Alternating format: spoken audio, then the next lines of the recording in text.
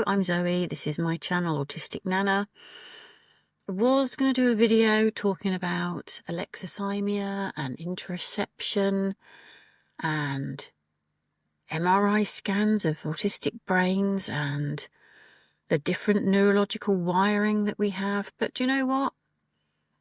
I've decided just to talk about my experience and how my brain reacts to pain and emotions and how it's different for me as an autistic person. One of the biggest emotional times in my life was when my dad got ill, and then we discovered he had a brain tumour. 3 months later, he was dead, and he was 49, and it was a terrible time, obviously, and it was shocking. He was really fit and healthy. He was the most fittest, active, healthiest person in the family. So it was out of the blue. And 49 is a very young age, which I can appreciate more now I'm 56. When my dad did die, I didn't cry. I'd watched him declining in hospital for a long time.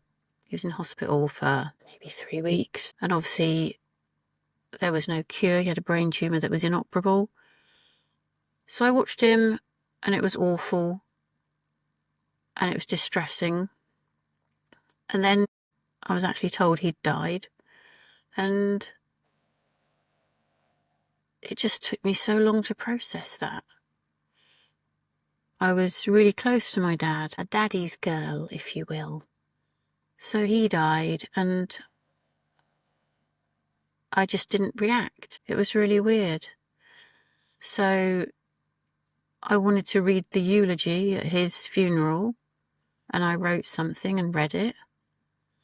And I've been at many funerals over the years where people try and talk about someone and they just break down and have to go and sit down, and then someone else takes over. But I was very calm. I read what I wrote. And I don't like speaking in front of crowds and people, so it was a really big thing for me, and I just did it because I knew that it was important to me to speak about my dad, not just as some vicar that's got a script that never knew him, but as someone that actually knew and appreciated him.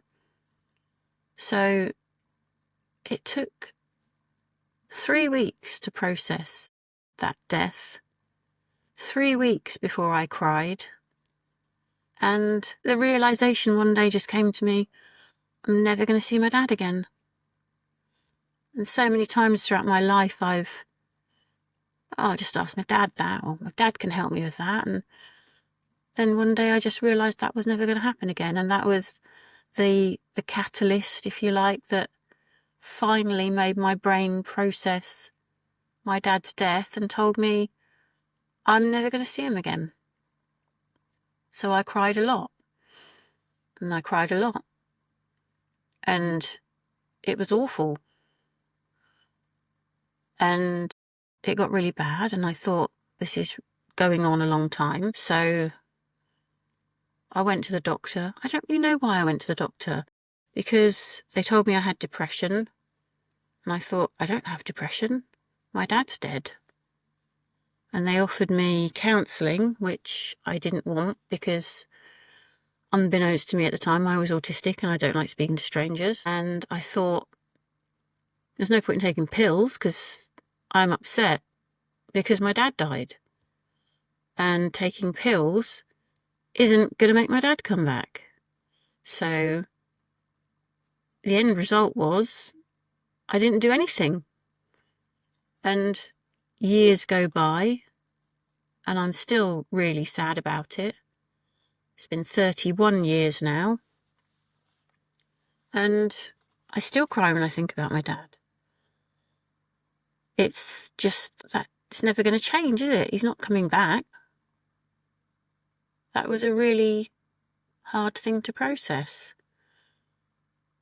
I don't know if it is harder because I'm autistic. I do find it really difficult to talk about my feelings. And frankly, I don't always know what I'm feeling. And it's really difficult to know what of that is autism and what isn't, really. I don't know. How would anyone know? So other times that I've struggled with emotions and feelings, I think is I'm not a huggy person, so a lot of people like to greet you with a hug, and I don't enjoy that. And I think that makes me seem a bit distant or standoffish, I guess. I don't know. So I don't really show my emotions to people, and that can give people the wrong impression of you. So when well, a couple of years ago now, I broke my wrist, and I've always just thought I've got a really high pain threshold, but it seems I've just got a different pain threshold. So when I fell down, my wrist felt bad, so I could tell that something serious had happened. But it was pain, but I didn't cry. It wasn't that kind of pain. I didn't even know how serious it was until I thought, oh, I know, I'll run it under the cold tap. That'll make it feel better. And then when I ran it under the cold tap, everything went black and I nearly passed out. So I thought, okay, this is a lot of pain then. But again, it was just, I don't know, it didn't feel like a lot of pain. It was just a different kind of pain. But my body wasn't dealing with it well. So I guess that was its way of telling me, yeah, this is quite bad. So I had to go to hospital. But then because I'm not showing pain like other people there with broken wrists and broken bits and bobs, I get treated differently. So the triage nurse was quite dismissive of me, like I was wasting people's time. And I kind of did feel a bit like I was wasting people's time because I wasn't in that much pain. I don't know. She offered me painkillers and I said, no, I'm fine. I don't need painkillers. So I suppose then you get judged for that reaction as well as the fact that you're not showing pain. So yeah, I don't think she believed there was anything wrong with me. And then by the time I'd had the x-ray and saw the doctor, he was like, yeah, you've fractured your wrist. So it was a justification in a way that I wasn't actually wasting everybody's time. I actually had broken my arm, well, my wrist. So I did need to go to A&E, and I wasn't wasting the nurse's time, even though I felt like I was. Yeah, so it's as an autistic person, although at the time I didn't know I was autistic, looking back now, I'm like, okay, so I react differently, and therefore I get treated differently and not believed. I think that's the most difficult part of it, because I don't lie. I hate liars, and I can't lie. If I tried to tell a lie, the guilt would be unbearable. So the fact that I don't get believed is doubly frustrating. It's really annoying, in fact. Weirdly, if I get something in my eye, I find it agonisingly painful. I can't even stand having eye drops put in my eye. I can't even stand it if I go in the shower and the warm water splashes in my eye. I find it so painful. So it's like really illogical, and I really like things to be logical, but my pain responses seem really illogical. And I suppose that is down to different wiring in the brain, maybe different pain receptors, I don't know. Maybe I've always thought maybe because I've got a severe scoliosis and I've got arthritis in my spine, so I actually have pain all the time. So I thought maybe my body doesn't react to pain the same way because I live with pain all the time. But I don't know. If I've done something like stub my toe, that really hurts as well. So why did a broken wrist just seem like an inconvenience to me? It's really odd. I mean, I'm a mother. I've had 2 children. I had gas and air. I don't know if that's a thing in other countries, but in the UK, you get given gas and air to breathe to help with the pain.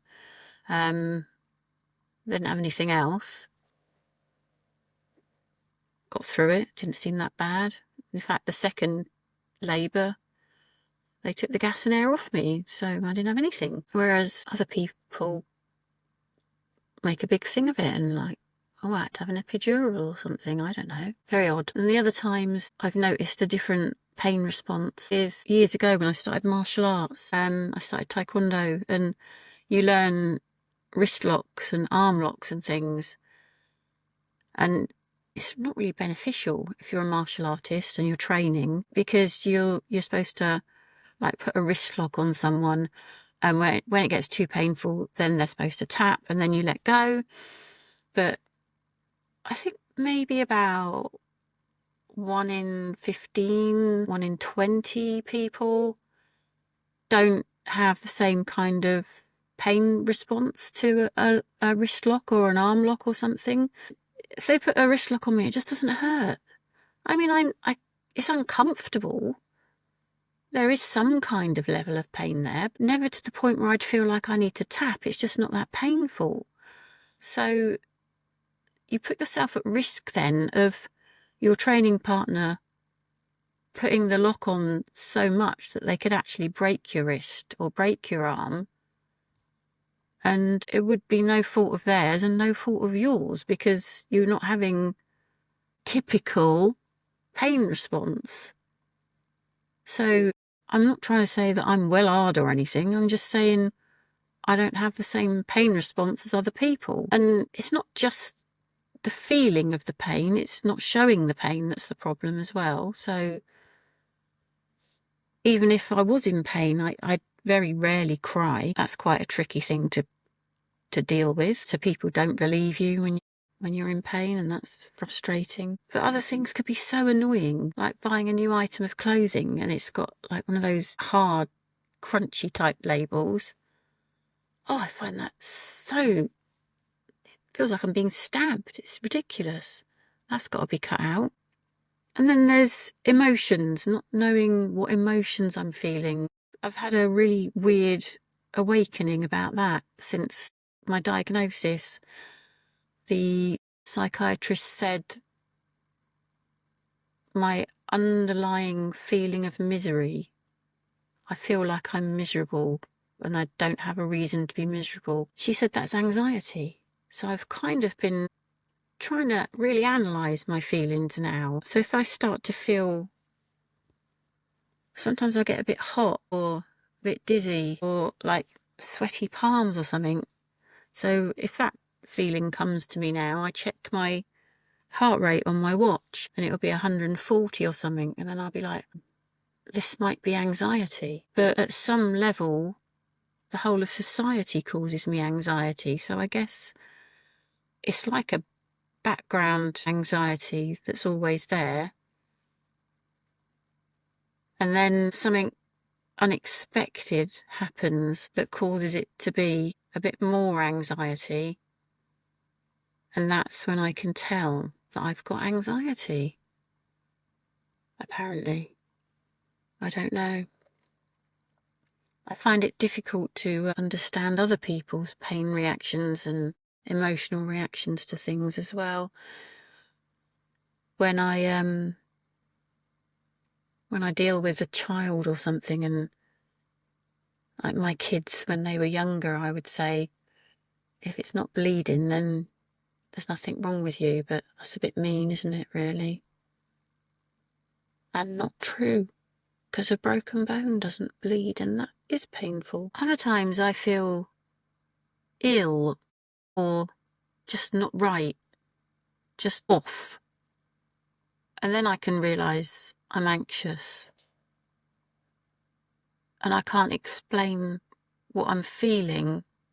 I just know something isn't right. I'll quite often find a bruise or a cut on my body and I have absolutely no idea when I hurt myself. It happens quite a lot with cuts on my hand, where I'll notice at some point I'll go and wash my hands and it'll be sore and I'll look and there's a cut there. No idea where it came from. Or I look down at my leg and there's a bruise and I have no idea how it happened. I mean, if it's enough to bruise or cut you, you'd think you'd notice at the time, but I don't.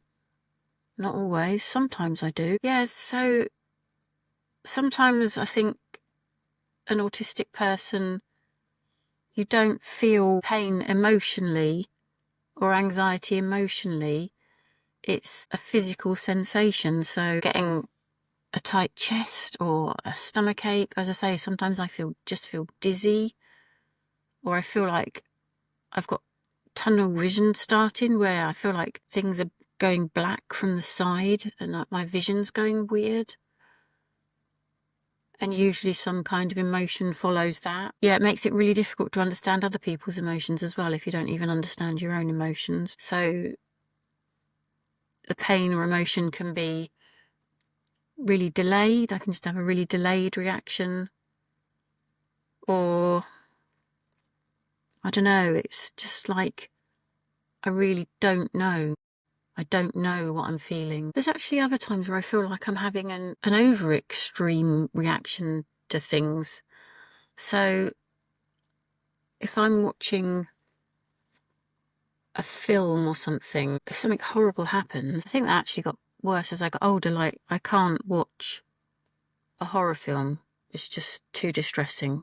I have no interest in rom-coms. I can't stand romantic things at all. Just don't like it. Doesn't do anything for me.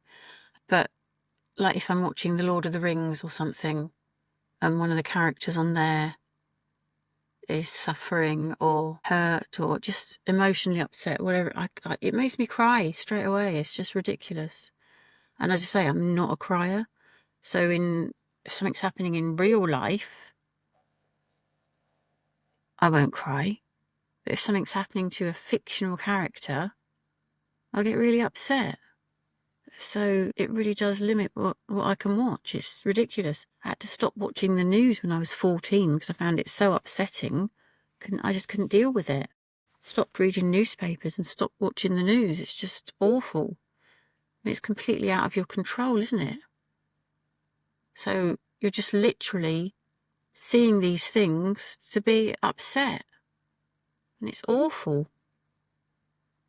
So I've had to try and come to terms with this, and since I got my diagnosis, I've looked into this, and for the video I was doing some research, and I've actually downloaded an app called Dailyo, but it wants you to log your feelings each day.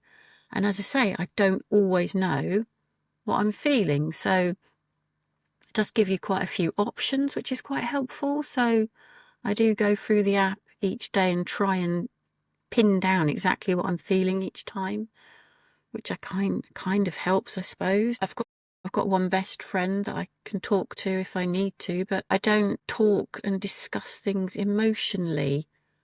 It's just rational, logical thinking. It's a rational process to talk about something that's happening, that's upsetting me, and it's not an emotional, there's no like hugging and crying or anything. It's just, this is happening. At the moment, I've had to have a couple of biopsies, which are being sent away to see if I've got cancer, and I'm not having an emotional response to that at all at the moment.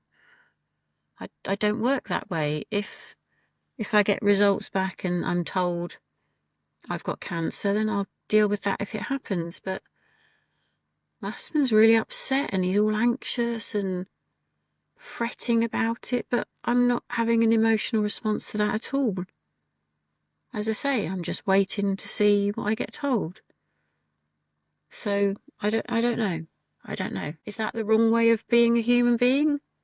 Is it wrong to not react at all to that news?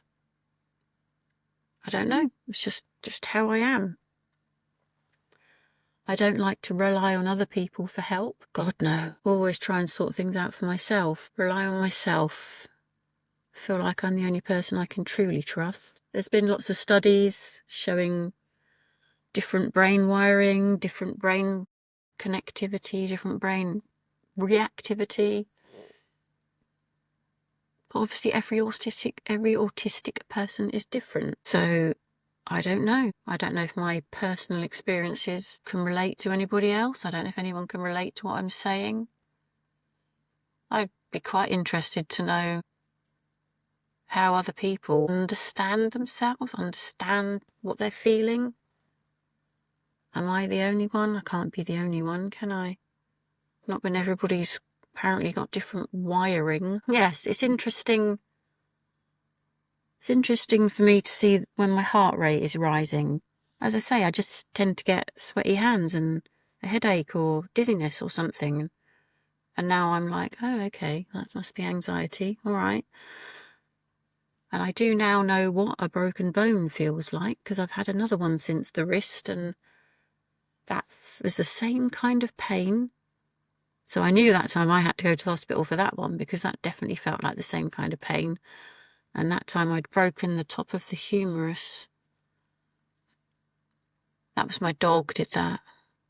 Dog pulled me over and dragged me along the ground. He also tore my rotator cuff, so I had to have surgery. But again, I didn't want painkillers. It's just, I don't feel like it's a pain that warrants painkillers. I don't know what pain does. I've got pain from arthritis, and I take anti-inflammatories for that. But it just takes the edge off. It doesn't take it away. So I guess I do live with pain. Does that mean you get a higher pain threshold? I don't know. So in summary, people can be hyposensitive to pain, i.e. they have a reduced sensitivity to pain.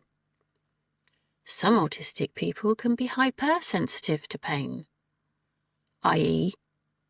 they react more strongly to pain. But some autistic people, such as myself, can be hyper and hyposensitive to different types of pain.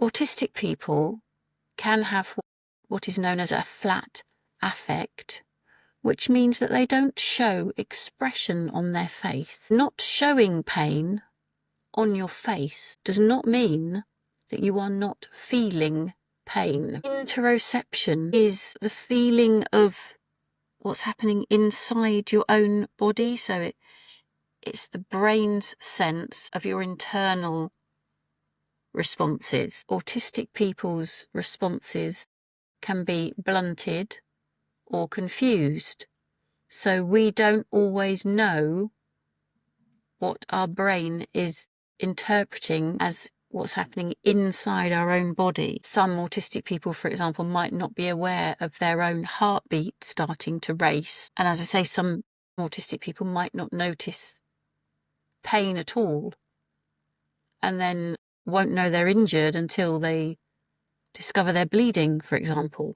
Some autistic people feel emotional pain more strongly than physical pain, or they might mislabel physical pain as something else. Some autistic people are so good at masking that we hide our response to everything. In fact, we can hide our responses so well, we even hide it from ourselves. We may get abnormal responses to sensory input. There is something called a sensory modulation disorder, which can affect autistic people. So as an autistic person, if you do get that feeling that something's not right, something's off, then you might need to physically check your body for injuries to actually see if there is something that's physically wrong that you're reacting to on an emotional level or on an internal level, because you can't always rely on what your body is telling you. I think it's probably also important for people around you to know that you don't necessarily respond to pain in the same way as other people. So you might need to tell people, because I'm not showing pain doesn't mean that I'm not experiencing pain. Or you might need to tell people that emotions are difficult for you and it takes you longer to process things, and you might need to come back to them to let them know how you feel about something.